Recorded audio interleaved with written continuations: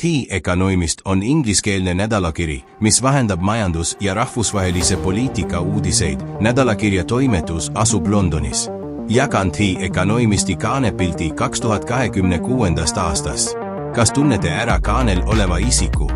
Ma tundsin ta ära, see on Baphomet, metsaline, keda kummardavad kõik suured ja rikkad maa peal, kes on temaga lepingu teinud ametipostide, rikkuse ja varanduste saamiseks. Ja see Baphomet ongi nimelt see kaesarvega metsaline Piibli ilmutuse 13. peatükis, kes tuleb maa seest. Kas näete, tal on lambapea, oinapea. Ta on antikristuse kuju, antikristuse olemus ja antikristuse esindaja, agent, saatja, seljatagune, vari või midagi muud taolist. Ilmutuse 13 peatükk, salmid 11–18.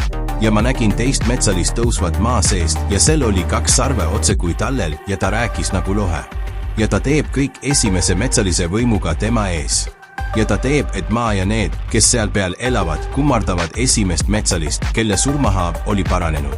Ja ta teeb suuri tunnustähti, nõnda et ta inimeste ees laseb tulki tulla taevast alla maa peale. Ja ta eksitab neid, kes maa peal elavad tunnustähtedega, mis temale on antud teha esimese metsalise ees, ning käsib neid, kes maa peal elavad, teha kuju metsalisele, kellel oli mõõga haav ja kes virgus ellu. Ja temale anti meelevald anda metsalise kujule vaim, et ka metsalise kuju räägiks ja teeks, et need, kes iialgi ei kummarda metsalise kuju, ära tapetaks.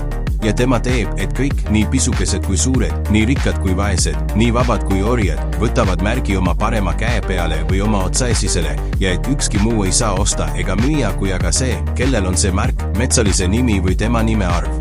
Siin on tarkus. Kellel on mõistust, see arvaku ära metsalise arv, sest see on inimese arv. Ja tema arv on 666. The Economist kuulutab metsalise tulekut ja valmistab talle teed. Kas metsaline tuleb sellel aastal? Jumal üksi teab, aga tema tulekut juba kuulutatakse, tal on lamba pea, aga ta räägib nagu lohe.